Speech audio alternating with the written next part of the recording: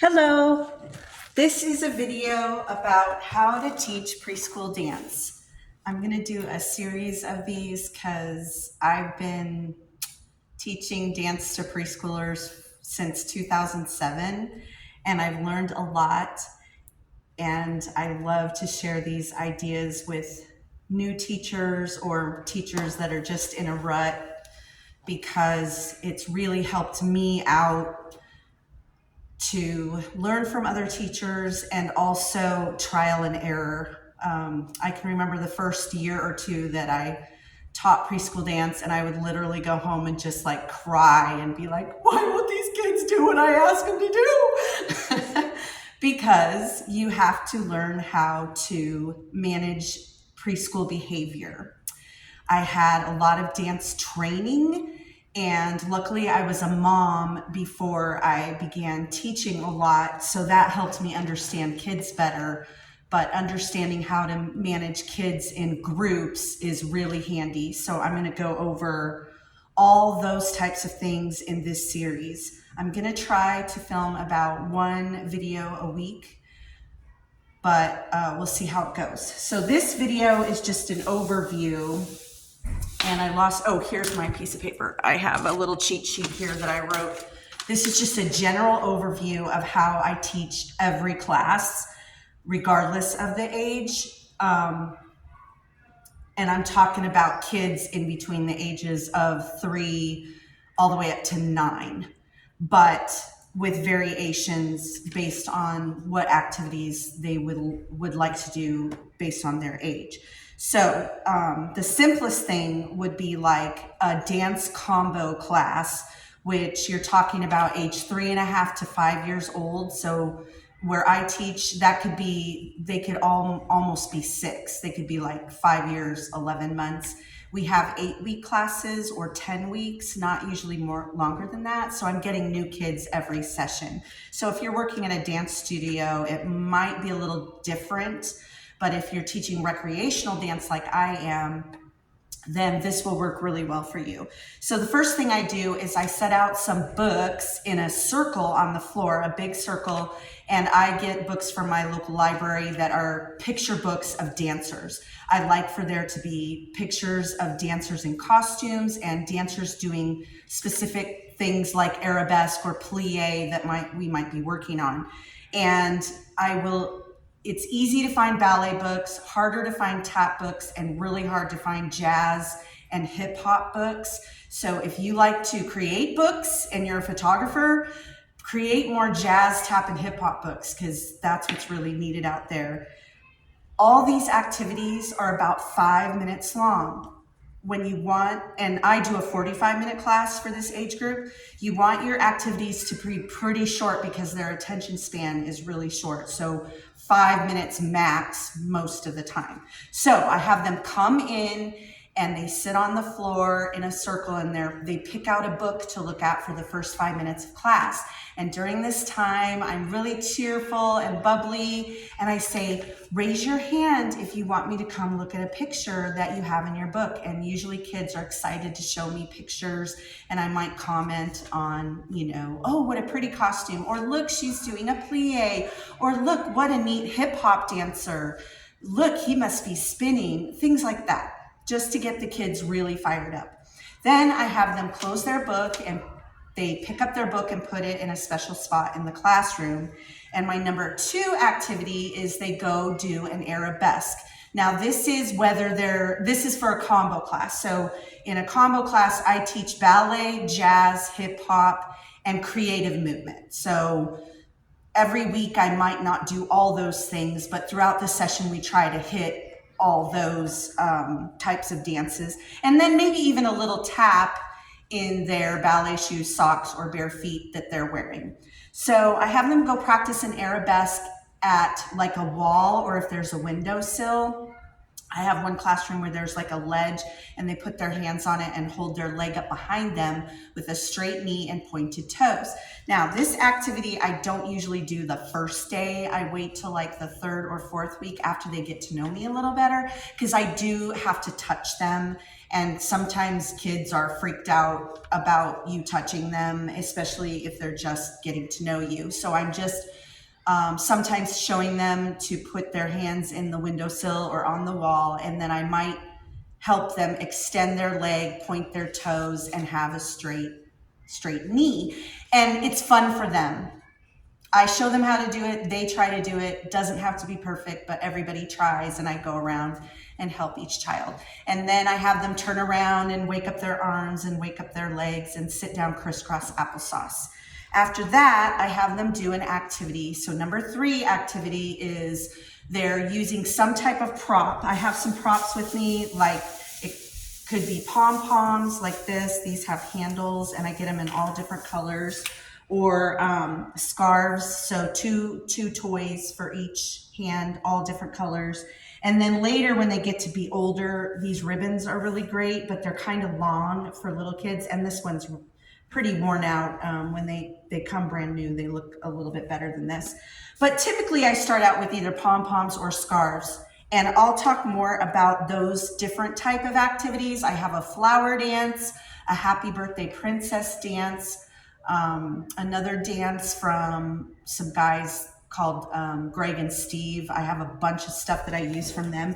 So it's getting a prop in their hand because they're excited to pick out the props, and they're less likely to be anxious if they've got something fun in their hand. And also they can learn about sitting on their bottom and waiting quietly to pick out their 2 pom-poms or their 2 scarves, and then we do the dance together. So I don't let them pick out their props until they're sitting on their bottom and they're quiet. And then I call them 1 at a time or 2 at a time to pick out their props. So after we do the prop activity, which again is about 5 minutes, they put their props away and we do across the floor. For this age group, age 3.5 to 5 or age 4 to 6, I want to do gross motor skills. So we do marching with big tall knees and pointed toes. We do galloping with arabesque arms. So I'm doing like these kind of arms, if we can get them to use their arms. Tiptoe, which is walking on the balls of your feet with nice round arms, so heels are off the floor. Ballet run, which is running on your toes with your arms extended to the side, and you can have butterfly wings if you want to. And then during this, I have some music playing quietly in the background, but I'm also giving them lots of instructions how we want to go slow because the floor is slippery and we want to look graceful. So I try to teach my kids right away that in the dance room, we can't run like we're playground running.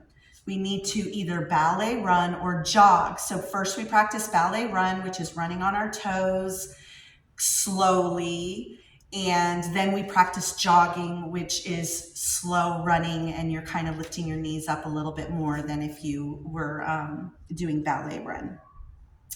After we go across, after we do ballet run and jog, we do skating, which is sliding your feet along the floor. So you're pretending to be an ice skater, because all dancers, whether you're doing ballet, jazz, hip hop, tap, sometimes slide their feet. So getting them used to being able to slide their foot along the floor is handy.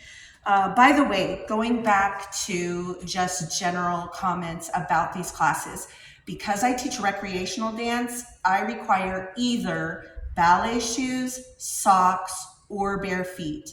Some of the students that I teach might be lower income, or they might just be taking an 8-week class and then they're going to move on to karate or swimming or some other activity. So I don't feel good about forcing them to buy ballet shoes in order to take the class. I tried that and it just doesn't work in this environment. So that's my rule. You either have to have ballet shoes or jazz shoes or socks or bare feet. And sometimes when we're doing sliding exercises, their feet are going to stick to the floor if they have if they have bare feet, but I just encourage them, oh, just do the best you can and just try to slide your feet as best you can. But uh, uh, I know sometimes that bare feet can be a little sticky. I am just realizing I'm only halfway through my list and this is a really long video. So I'm gonna quickly go through the other activities and then I think I'm gonna get in more depth in part 2 of this overview, just so this video doesn't go on and on. So after we do across the floor, I put a blue sticker down and I forgot to put this with me so I could show you. I get painter's tape, blue painter's tape, and I just take a snippet of it and I stick it on the floor and I have them standing like in 2 rows in a zigzag so they can see themselves in the mirror, but they also have room around themselves so that they can dance without hitting each other or bumping into each other. So while they're sitting down, I count them and I have them help me count them.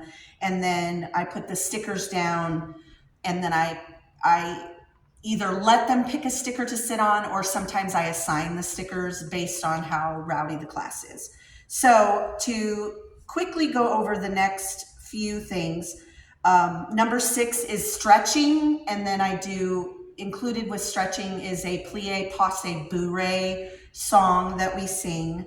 Number 7, we do a short little routine that's like 2 to 3 minutes max. So the first day it only might be a minute long, and that could be either a short ballet routine, short jazz, short hip hop, short creative movement, something to a song that they're gonna learn over time.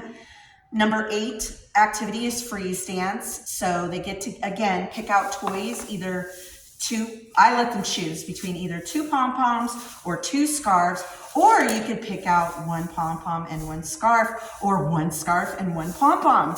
Okay, so I make that exciting for them. They get to pick out toys when they do freeze dance. And there are a couple of different freeze dances that I'll talk about. But if you don't have a freeze dance song, you can play any song and then just pause it. So they're dancing while the music's playing. They stop when the music stops. And I never call anybody out. I just try to make it fun and I try to trick them with the music. But I want everybody to dance and I try to let them dance however they want as long as they're being safe. After freeze dance, our activity number 9 is obstacle course, and I'm gonna go over that in detail. During obstacle course, you're gonna have something like this, a circle, and this is a great one that's texturized on the bottom so it's not gonna slip. And then I have this for them to jump over. So they start on this, they run about halfway across the room, they jump over this, and then they get to the blue X, which again, I use my painter's tape, and I tape an X on the floor, and we make a big deal out of setting up the obstacle course. We get to do either take turns 1 at a time or go 2 at a time, and we do ballet run, leap, and then on the X, we're gonna practice something such as plie, passe, bourrée, or if you're doing hip hop, it could be fist pumps or crisscross jumps, something like that. But again, I'll go over obstacle course in more detail later. Number 10 activity is another across the floor thing. So it might be like march 4 times, clap 4 times, march 4 times, clap 4 times. Or we're gonna learn a new across the floor activity called chasse, which is like galloping, but our tummy's gonna face the mirror. Something that just takes up another 3 to 5 minutes at the end of class that's lots of fun and not too stressful. During this number 10 activity, you could also do a beanbag dance for a dance combo class, or animal action, or some other gamey kind of dance. I want to end class with a really upbeat, fun, easy situation. So depending on whether you're doing ballet or dance combo or ballet tap, that slot is going to look a little different. If they're younger kids, I'm definitely going to probably do the beanbag dance, animal action, the hokey pokey, or some other gamey type activity where it's just lots of fun and there's not pressure to do something correctly. In a ballet class, I might use that time to go over positions. So they sit on their sticker, and one at a time, if they raise their hand, they can show me how to do first position. So Sadie, stand up and show me first position feet and first position arms. And then that gives them a rest because they're tired at the end of class, but they get to take turn doing something, and they like to show, look, I can do first position. And then I correct their arms or their feet as needed, and I make sure they can see themselves in the mirror doing it correctly once I've adjusted them, and I have them give me either a high five or a low five before they sit down, and I praise them a lot, and each kid gets a turn. So that easily kills 5 minutes, if not more. So anyway, to sum up, if you're doing a 45-minute class and you're teaching ages 3.5 to 5 or 4 to 6, somewhere in that age range, try to have your activities be about 5 minutes long, no more than 5 minutes, because little kids, they just get tired and distracted, and it's hard enough to keep their attention for 3 to 5 minutes. So don't go on and on and on, and try to make it lots of fun. And I know I threw a lot at you in this first video. Again, I'll try to do a part 2 of this, and then also I'll take each of these activities and go into more detail so you get a feel for how you can teach preschool dance without pulling your hair out, without being sad, and making both your dancers and the parents really excited that you are their preschool dance teacher. Thank you.